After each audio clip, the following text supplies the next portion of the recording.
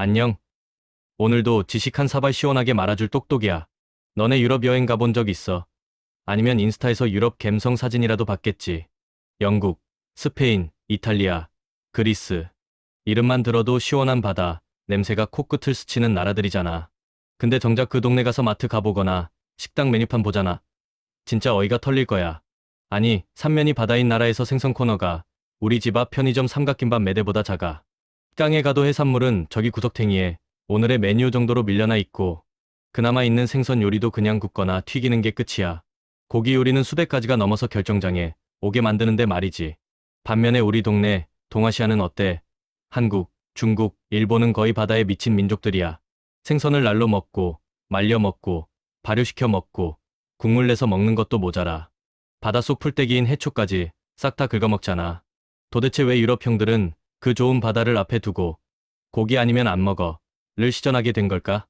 오늘의 똑똑이의 지식학개론은 유럽인은 왜 생선을 즐기지 않을까?에 대한 이야기야. 영상 시청 전 구독, 좋아요, 알림 설정 부탁드립니다. 여러분의 관심은 영상 제작에 큰 도움이 됩니다. 자, 그럼 이야기가 시작됩니다. 통계로 보는 편식의 클라스. 자, 일단 팩트체크부터 들어가 보자고. 유럽연합의 공식 수산물 통계 기관인 유모파 자료를 보면 진짜 가관이야. 유럽 형들이 먹는 어패류의 약 44%가 딱 단 몇 어종에 쏠려 있어. 참치, 연어, 새우, 대구, 알래스카 폴락.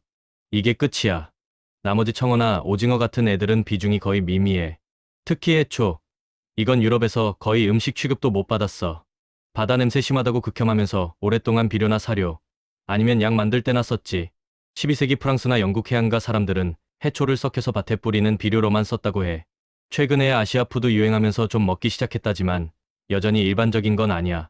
전 세계 수산물 소비의 3분의 2가 아시아에서 일어나는데, 그 중에서도 한중일 세 나라가 전 세계 소비의 절반 가까이를 차지해. 서구 세계 전체를 다 합쳐도 아시아 한 대륙이 먹어치우는 생선 양을 못 따라온다는 소리야. 에피소드 1, 지중해 참치는 다 어디로 가나? 참치 역설. 여기서 킹받는 포인트 하나 짚고 넘어가자. 지중해 하면 참치가 유명하잖아. 근데 이 형들은 그 비싼 참치를 잡아놓고 자기들은 안 먹어. 통계적으로 지중해 연안에서 잡히는 최고급 참치의 80에서 90%가 어디로 가느냐? 바로 일본이나 한국으로 수출돼. 유럽 식당에서 파는 참치는 대부분 캔에 들어있는 퍽퍽한 살이거나 냉동이야. 지중해 어부와 300kg짜리 대물 참치다. 이거 스테이크 해 먹을까? 유통업자 미쳤어.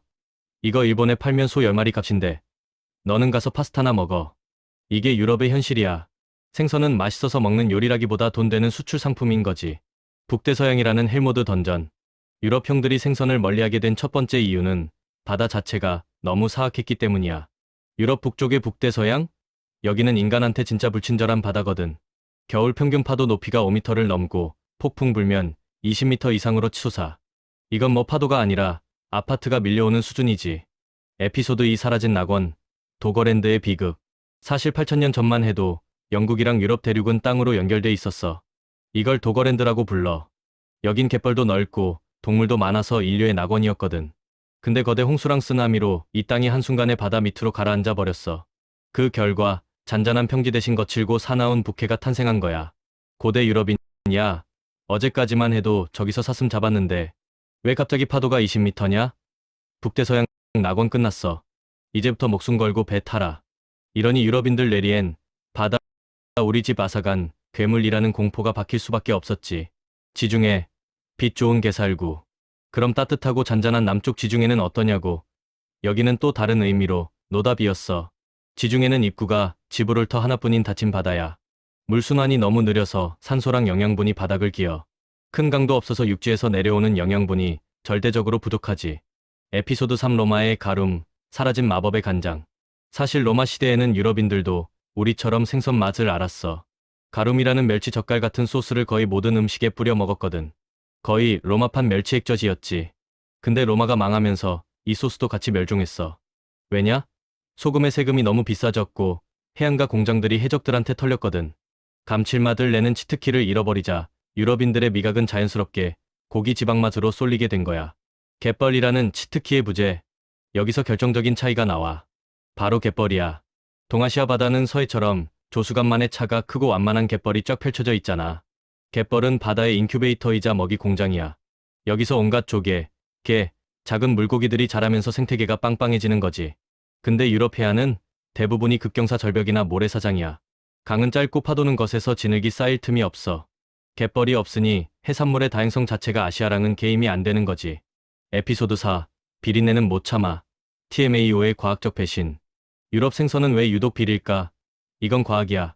북대서양처럼 차갑고 짠 바다 물고기들은 세포가 얼지 않으려고 TMAO라는 물질을 몸속에 채워 넣어. 근데 이게 물고기가 죽으면 바로 암모니아 냄새가 나는 비린내로 변하거든. 갯벌도 없고 신선도 유지가 힘든 유럽 환경에서 생선은 그냥 움직이는 생화학 무기였던 셈이지. 육지가 너무 해자였던 유럽. 유럽 형들이 바다를 외면한 속사정에는 육지의 풍요도 한몫했어. 유럽은 기본적으로 대륙형 문명이야. 땅이 워낙 넓고 평원이 잘 발달해 있어서 목축하기에 최적의 조건이었지. 에피소드 5. 소금이 고기보다 비싸?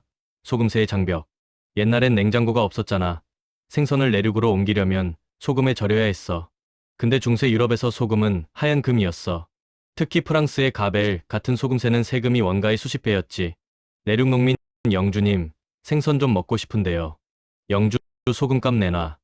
아, 소금 사면 세금이 생선 10마리 값이야. 내륙 농민 에라이, 그냥 키우던 돼지 잡자.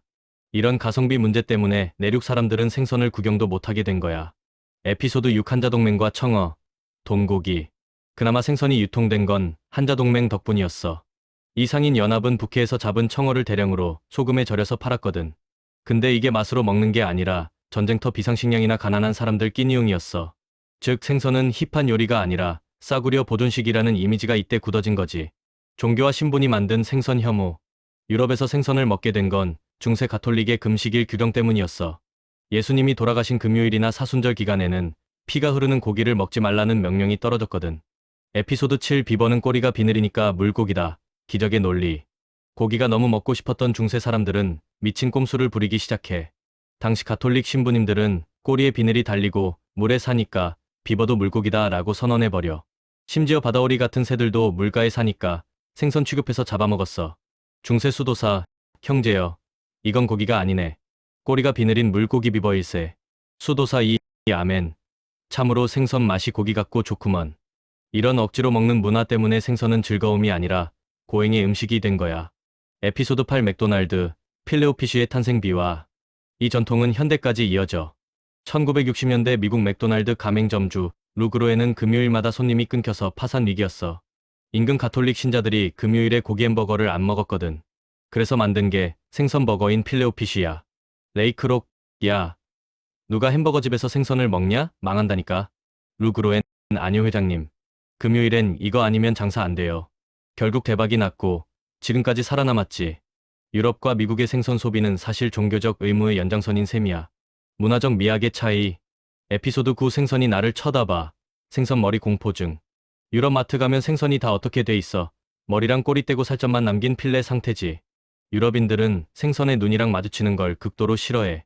동아시아에선 머리가 제일 맛있다고 하지만 유럽인들에겐 이건 그냥 시체의 일부일 뿐이야. 그래서 최대한 고기 조각처럼 보이게 손질해서 먹는 문화가 정착된 거야. 에피소드 10. 피쉬앤칩스. 사실은 유대인 요리였다. 영국의 자존심 피쉬앤칩스. 근데 이것도 순수 영국산이 아니야. 16세기 포르투갈에서 추방당해 영국으로 온 유대인들이 가져온 요리거든. 유대인들은 안식일에 불을 못 켜니까 금요일에 미리 생선을 튀겨놨어. 튀김옷이 보존제 역할을 해서 다음날 차갑게 먹어도 됐거든. 이걸 본 영국 노동자들이 오, 가성비 쩌는데 하고 따라하면서 국민 음식이 된 거지. 자, 오늘 내용을 정리해보자면 이래. 유럽의 바다는 너무 거칠거나 텅 비어 있었고 육지는 고기가 넘쳐나서 굳이 바다에 갈 이유가 없었으며 종교적으로도 생선은 벌 받을 때 먹는 음식 같은 이미지가 강했어. 결국 유럽은 육지의 풍요를 선택했고 아시아는 바다의 풍요를 선택한 거지. 유럽 식탁에서 생선이 고기 요리의 사이드 디시 취급을 받는 건 이런 역사적, 환경적 짬바가 쌓인 결과라고 볼 수 있어. 뭐 요즘은 건강 생각해서 유럽에서도 해산물을 좀 더 챙겨 먹는 추세긴 하지만 여전히 우리처럼 생선 눈알까지 파먹는 진심은 따라오기 힘들 거야. 혹시 유럽 가서 생선 요리 시켰다가 에이, 짜고 비려 라고 실망하더라도 너무 화내지 마. 그 형들한테 생선은 미식이라기보다 역사적인 의미였으니까 말이야. 오늘 이야기가 재밌었다면 구독과 좋아요 잊지 말고. 이상 똑똑이의 지식학개론이었습니다.